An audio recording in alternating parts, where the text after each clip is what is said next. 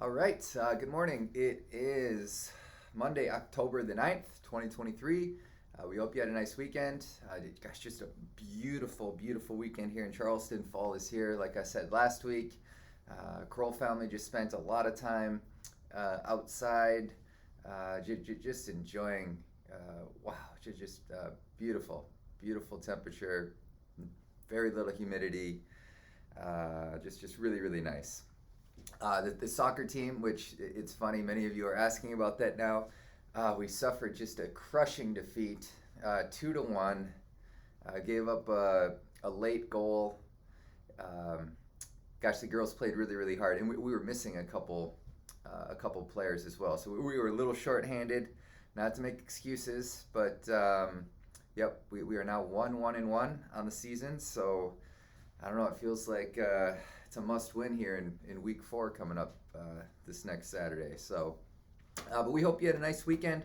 I just want to spend a little bit of time discussing, fraudulent, scams. Right?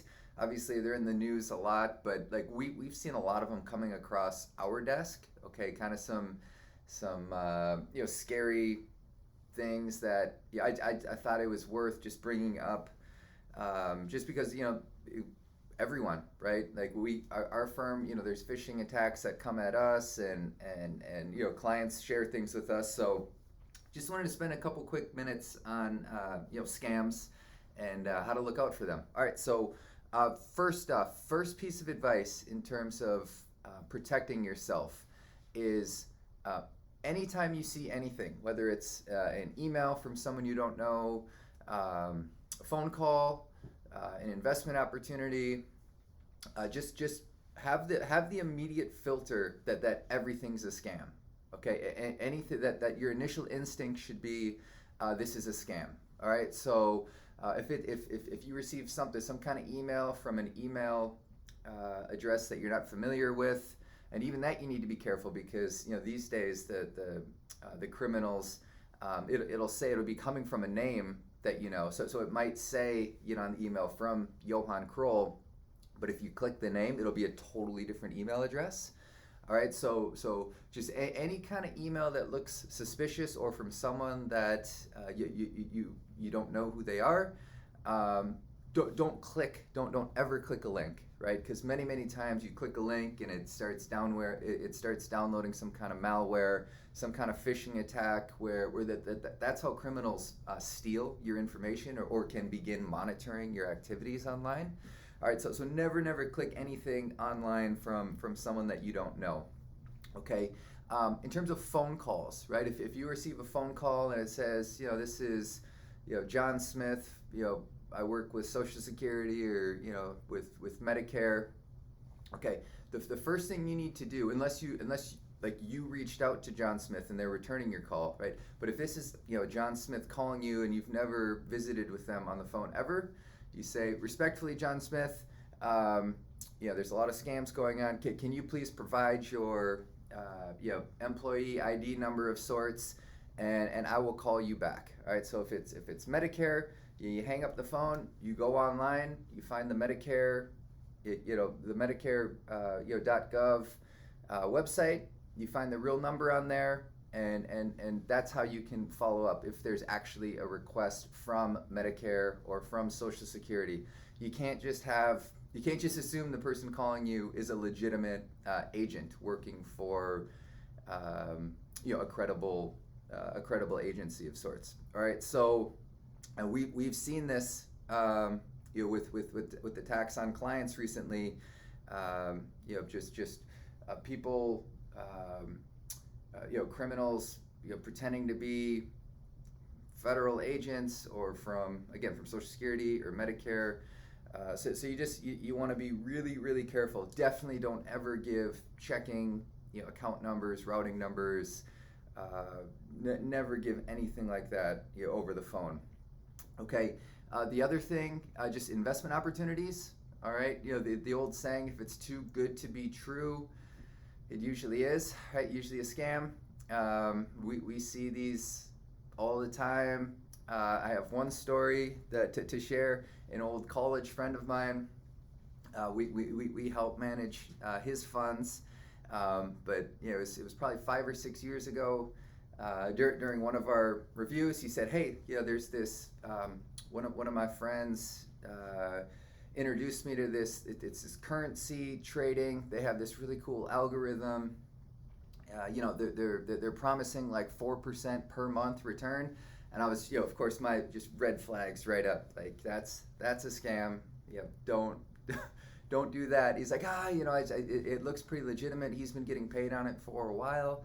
I was like, all right, well, here, let's do this. You put a very small amount of money in it, and every time it pays you, whatever profits or dividends, like just do not reinvest them, right? Very small amount of money if you're going to do this. And I was very clear, don't do this, but he was pretty persistent. All right, so this goes on for, again, like 4 or 5 years, and every year or two, be like, how's that currency strategy going? He's like, it's still paying, every month, these little, but I keep taking my profits out every month. And just in my head, I was like, you're sucking them dry. And sure enough, just this last summer, the whole thing's a fraud.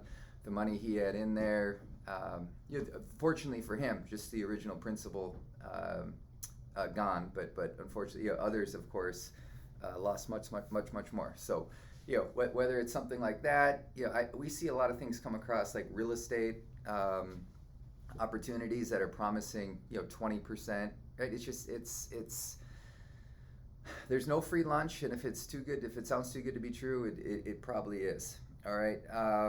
The other thing, even and this kind of ties in with the real estate, but even just like gold IRAs. All right, that's one thing we see, flashing on, advertised on, whether it's Fox News or some of the other media outlets, right? Like the gold IRAs, for example. All right, so and to be clear, like if you want to own gold, like that's fine. If you want to buy the coins or the bars and hold them at home, like that's fine. Again, we can talk whether that's a good investment or not. Another conversation, but like that's fine.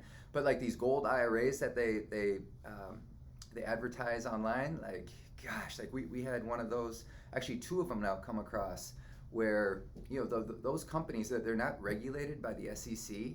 And it's, if you read the fine print, it says all over there, like, we are not fiduciaries, we are not necessarily acting in your best interest, like, and sure enough, you read the fine print, and many of those are charging like 35% commissions, right? Like you throw in $100,000, like you're giving up $35,000, like that, as soon as you sign the paperwork. So you just want to be really, and not to mention in terms of gold IRAs, like the complexity and the hassle, like if you own that while you're of RMD age, that's a whole other issue. I don't know if you just saw, that's really pretty. This sunrise literally just came up in the middle of this video, which is fun. All right, so just be really, really careful. Again, in summary, assume everything is a scam, right? And then just proceed with caution. We always encourage you, like if you're ever in doubt, like just call our office and let's talk about it. Right, whatever it is. All right, so just want to look out for everyone that we serve, because it is like they are on the rise. The scams are on the rise. Quickly on markets last week. Okay, strong September jobs report, right? And in this stage of the economic cycle, that is a net negative for markets, right? So you saw yields continue to rise. Kind of puts. I don't think they'll hike. November 1st is the next Fed meeting, but definitely increases the probability of a rate hike, right? And with the Fed trying to cool the economy, we'll see. The 2-year, which we've been talking about for a while, the 2-year U.S. Treasury and the 30-year continue to get closer. Okay, so that inversion and it's becoming less and less inverted. So the 2-year last week went up. It kind of peaked at 5.15. Where the 30-year got up to 5. So now only 15 basis points there of inversion, which is really interesting. All right, we have inflation data this week, which that's going to be obviously a key metric for the Fed looking into monetary policy in the coming month through the end of the year.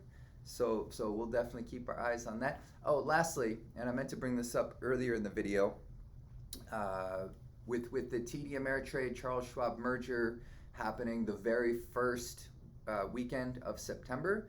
Okay, so you will receive, if that applies to you, you will receive 2 statements for month and September, right? So you'll receive one last final TD Ameritrade statement, right, which is going to show the assets there at the beginning of the month, and then obviously transferred to Schwab.